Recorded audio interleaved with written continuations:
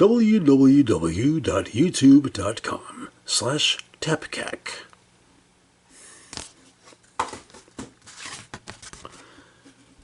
Chris is Hungry, a show involving cooking and other things.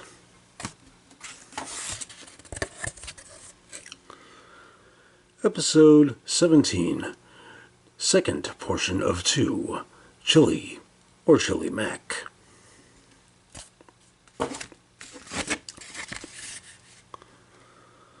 All material including music, monologues, and artwork by Christopher D. Hampton at Facebook, TAPKAC Chris at Twitter, or known as X nowadays.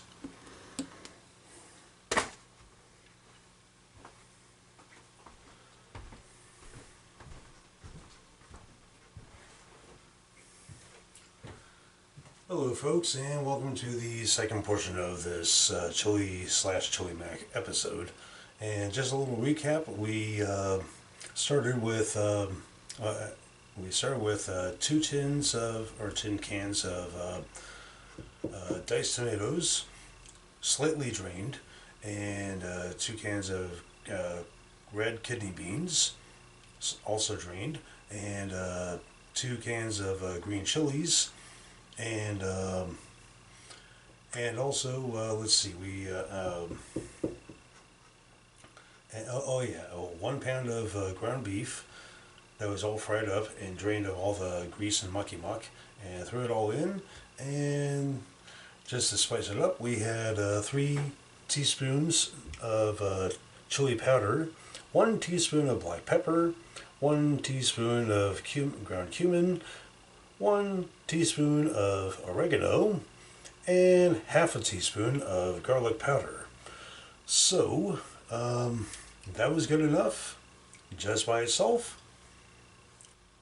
But of course we can, add things to it. Like, say for instance, I added 2 8-ounce blocks of ground up cheese, pepper jack and sharp cheddar, and also some potatoes. So, after slow cooking for 4 hours, let's see how this turned out. So, we've got that right there.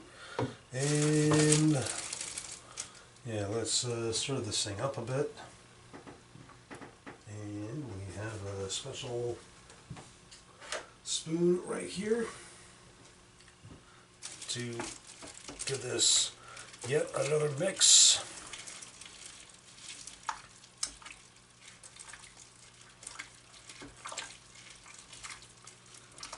And then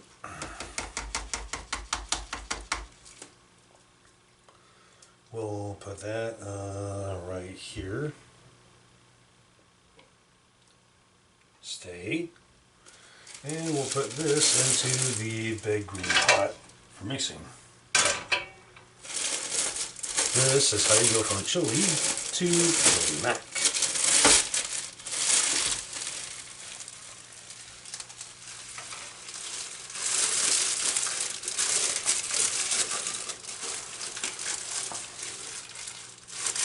And like I said before,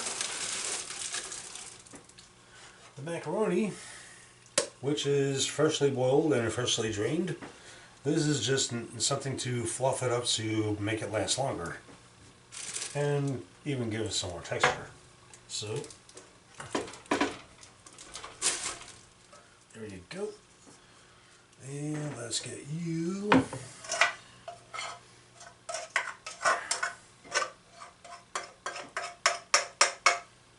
over there.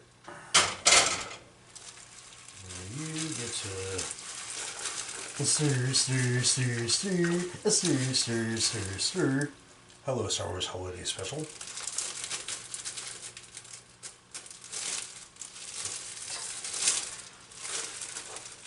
Macaroni sure likes a stick, doesn't it?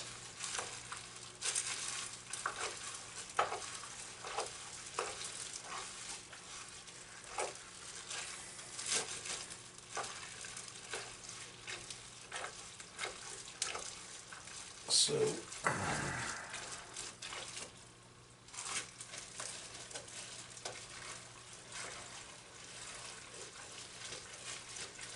There we go. And pull up the sides a bit more. And pull up the side of the stir over here.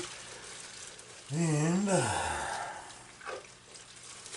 here we go. And let's dish some up. So, add that there. And there. A bit more here.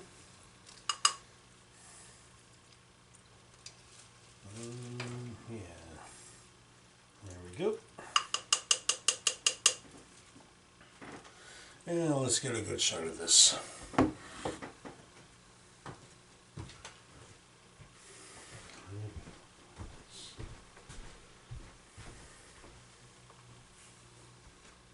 So, let's take a good look at that. There you go. You see the tomatoes, you see the beans, you see the ground beef, you see the macaroni and all sorts of other things. And let's take this back.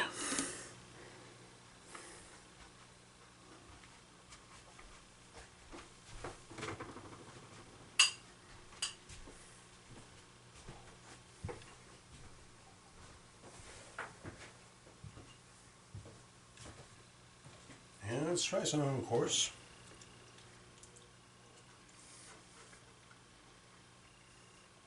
Brilliant. So, while that's going on, what do you mean while that's going on? It's actually over.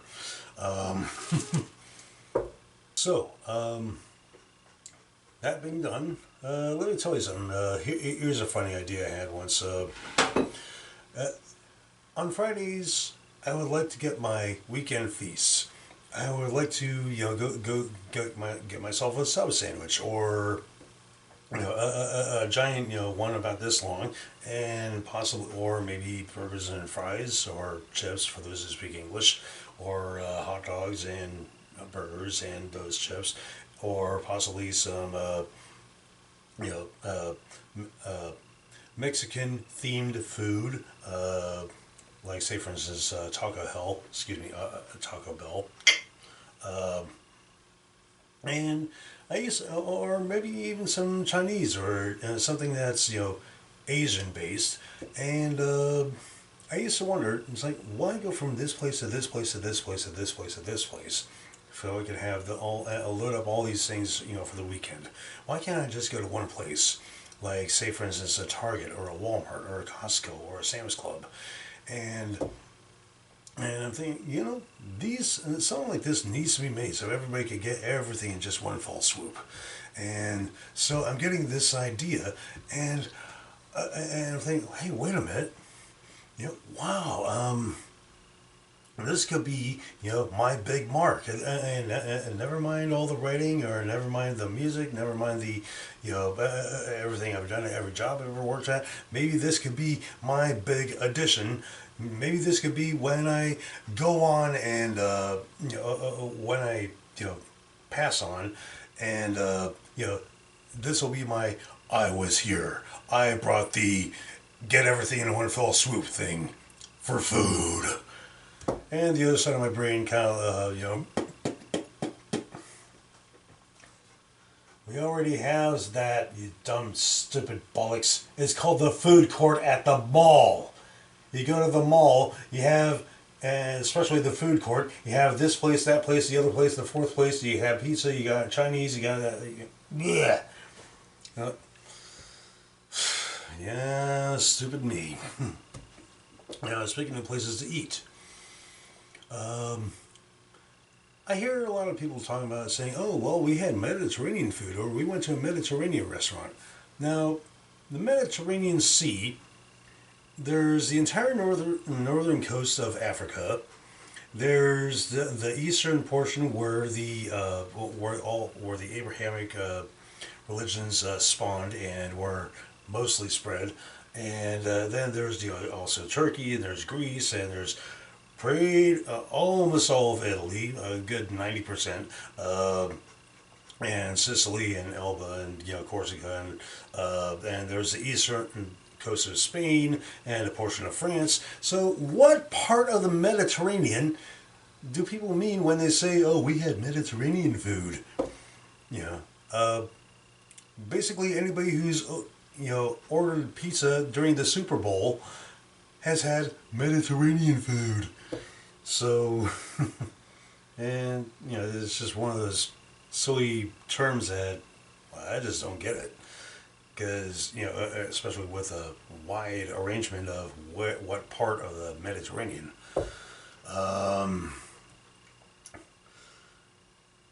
You know, another thing about restaurants, there's places that have the big challenge, like the 64-ounce steak or the 90-ounce steak, or the, you know, can you finish this burrito that's, you know, bigger than this pot here, or this burger that's about this big around, or, you know, and of course, you know, they'll give you a T-shirt, and you know, it's like, finish it and it's free, especially if you get it in half an hour or less. And of course, in some places they might put your picture on there, and, you know, like up on the wall. And so you get these people who, you know, they got the certificate and they're getting the picture taken, and they're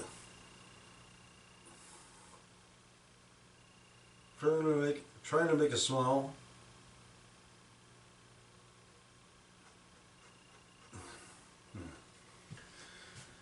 Anyway, these are silly things.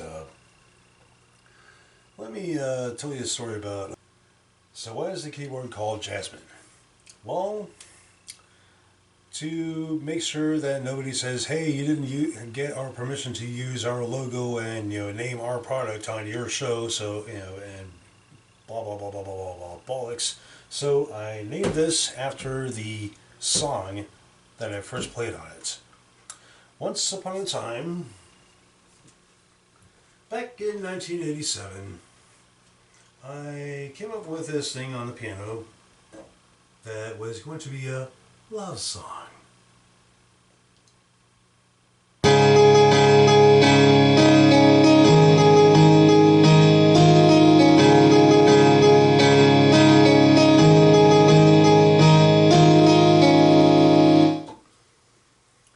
So I played it on, so I made it up on the piano at home, and later but I never had lyrics for it.